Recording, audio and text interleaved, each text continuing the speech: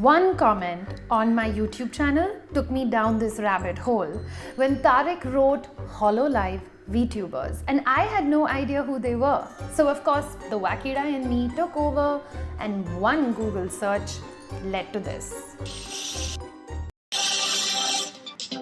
Good morning, motherfuckers. I'm so simple. I'm so happy. Thank you.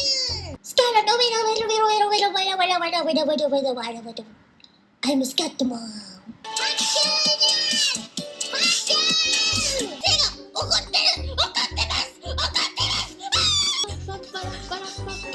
All you need to summon a creature like me is some baka blood.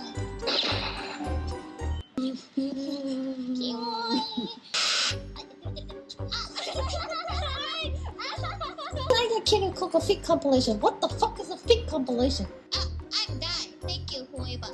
What?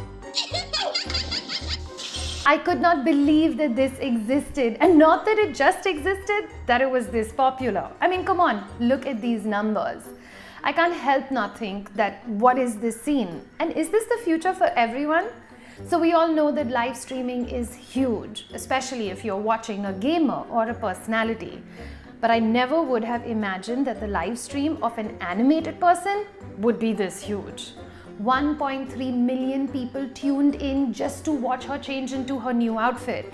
And I don't mean any kind of NSFW stuff. All that she does is go behind a chair and, you know what, take a look for yourself. I'll be back. Okay, I'm gonna change. I'm changing now. Oh, I'm so nervous.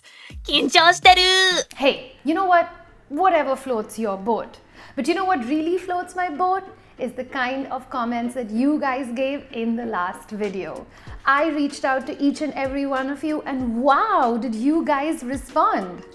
It worked. A lot of people responded saying that the algorithm was finally showing them whack videos after a very, very long time. So I just want to say thank you so much for that. And this week also, keep those comments going so that the algorithm knows that whack and the tribe exist. My name is Freesia, and I'm about to take you down a rabbit hole, so buckle up. The ride is going to be wild. How 2D girls are slowly taking over our souls, we need to go back to the beginning. VTubers, simply put, are girls and boys that are using animated virtual avatars to create content online. They live stream games, they sing songs, they act funny, or they simply say people's names for hours and hours. バウさん、バウペコ、バウスサム、バウペコだよ。 It's like you're watching this episode of Big Boss. You know it's terrible, it's mostly scripted, but yet you just can't stop watching. But could this growing trend really be the end game for conventional YouTubers?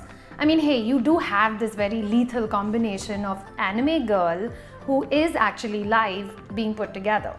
So in this episode, we are going to explore how they came about, how much money are they raking, why are they so popular, and will they really replace these guys? A growing trend that originated in Japan in mid-2010, a majority of VTubers, well, they're Japanese speaking, but currently there is a growing number of them who do speak in English. No guesses, 90% of these are women and are roughly around 10% men. So how did this all start? Way back in 2016. Kizuna AI was officially the first VTuber. Were kind of sort of versions of virtual avatars that were being used on YouTube before that. You had UK-based Japanese vlogger Ami Yamoto, Nitro Plus, or Supersonico. Kizuna AI's sudden popularity, well, it sparked this VTuber trend, and in a span of just 4 years, there are more than 10,000 active VTubers on YouTube and growing. Netflix, in fact, just introduced their first VTuber, Nikome Kuruno, who will discuss anime shows. Orchestrating all of this are of course big corporations doing this for large profits, because with big follower counts comes big money. Right now, 8 out of the top 10 super chat earners on YouTube, they're all Vtubers. Today there are agencies like Hololive and Nijisanj that will hire and train individuals to be Vtubers. From creating their virtual avatars to giving them the kind of technology and the support that they need, basically they'll suit you up. Now, unlike Kizuna, Vtubers aren't actually AI creations. There is a human behind their actions, controlling their avatars through motion capture. So think of it as a more high-tech version of Animoji on your iPhone. Most Vtubers, well, they use motion capture or a mocap suit to detect the user's facial as well as body movements. The woman that you just saw was Code Miko, and I think she's really cool. She's pretty badass. She does some awesome lives with other YouTubers, and the icing on the cake is that she creates all her virtual avatars herself. She recently revealed that her X-Sense mocap suit, it cost her $13,500, which I'm assuming that she recovered very, very fast. So what makes Kizuna and thousands of these Vtubers so appealing? Most fans say that it's that sense of intimacy that they create. And of course, it's fun watching them play online.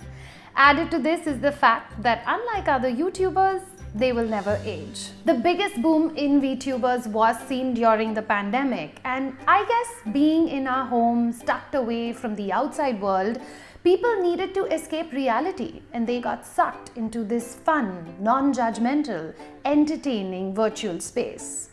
Fame as a Vtuber comes at a price. Vtubers like K-pop stars, they have a pretty dark side to their world. The training process is very gruesome, and it's not as easy as saying, hey, I'll just put on a suit and talk to people and get paid. Each Vtuber has to bring some distinctive talent to the table, but that's not all. In most cases, they also have to be okay with objectifying themselves and having people constantly pass lewd comments about them. 섹슈얼 심부름.